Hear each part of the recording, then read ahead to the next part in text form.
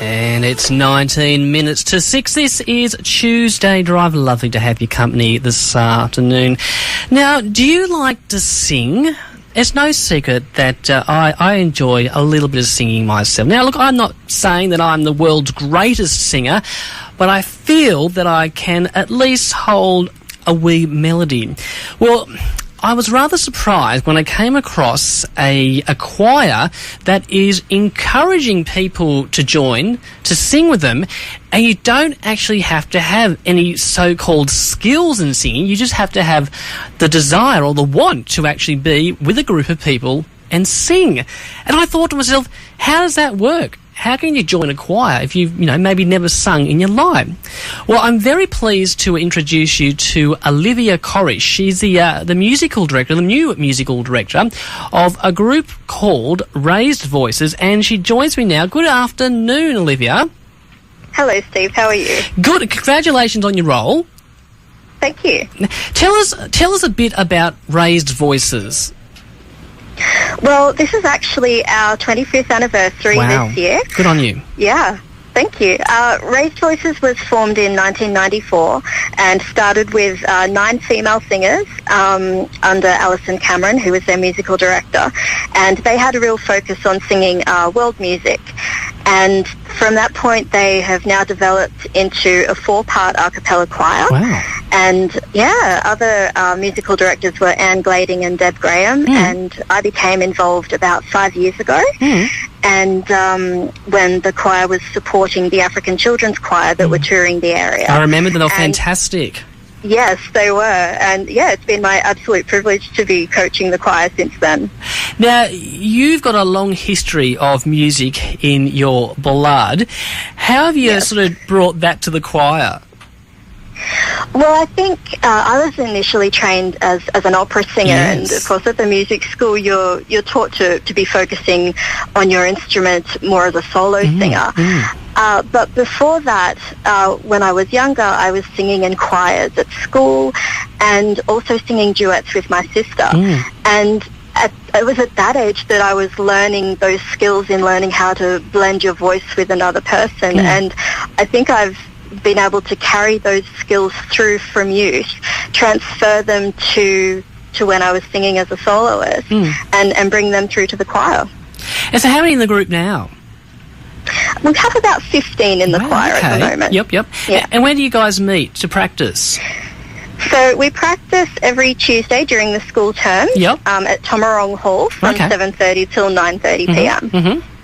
Now, you guys had a bit of an ensemble, like a big final performance last year at the museum, I believe. How did that go? We did. That was the celebration for the Jervis Bay Maritime Museum. Yep. And so we decided to do a performance based around a water theme. And so we had some traditional songs like The Water is Wide, and then we decided to mix it up with some Beatles, so we did The Yellow Submarine. And so, a lot of different songs with a water theme, and it went very well. And so how many songs did you actually sing? Do you remember? I think we did about 7 in that. Oh, wow, okay.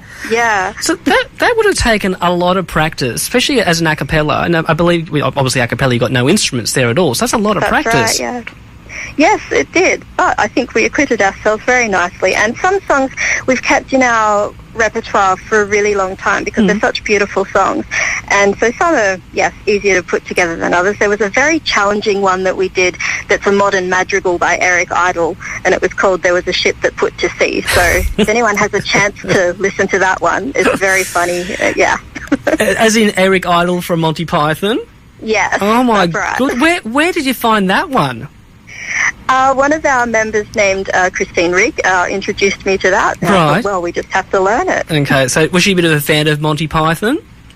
Well, I think so, yeah. Yeah, to find a quirky song like that. Oh, goodness gracious. Now, you guys, I believe, are looking at recruiting some people, and this is what actually sparked my interest and why I wanted to get in contact with you today, Olivia, because from what I understand, you're actually looking for people that don't necessarily have any skills in singing. They just want to sing with a group. How does that work? That's right. So there's no audition or experience needed to join the choir, just a love of singing and of music. And look, basically, I would say almost anybody has the ability to sing. Yep. But if they've not really tried before, then perhaps they don't feel like they do.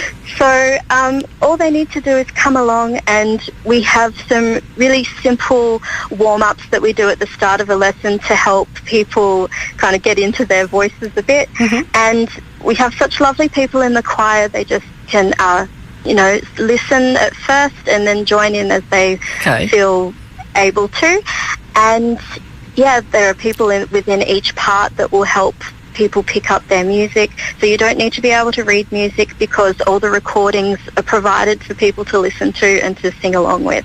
Do you know, I'm actually one of those people, Olivia. I mean, I did train on the piano many, many years ago, but I've been involved in a couple of AMTC productions over the years, and I always giggle to myself because they hand me the sheets of music that we have to sing, and I look at the notes, I think, I know what they are on the staff, but to try, to transpose that into my head, it just doesn't make sense. It's all gobbledygook, and I think I'm one of those people that just sort of learns by hearing, by ear.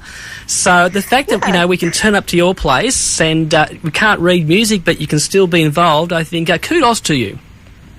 Well, that's absolutely fine. I mean, that's how people originally learnt music in the first place, so it makes sense to do so now. Olivia, if people want to join, or they want to be a part of this fantastic choir, how do they go about doing it? Well, the best way is to hop on our Facebook page and send me a message through that. Oh, okay, so it's that easy. Just go straight to Facebook. Yep. We're not even phoning people these days. We're going straight to Facebook.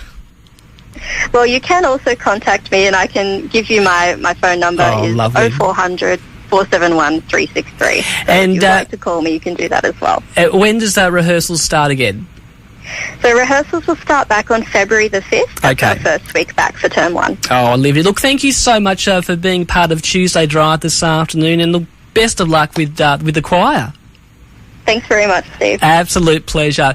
That's Olivia Corish there. She's the musical director of Raised Voices. And as you heard, you don't necessarily have to have a musical bone in your body just to desire to sing, and make some new friends as well. So that's Raised Voices, and we'll pop the interview up on the Tuesday Drive Facebook page, along with some details if you do want to get involved and make some new friends. From Nara to Ulladulla, Milton to Gerringong. This is Tuesday Drive with Stephen, a local voice with a local heart.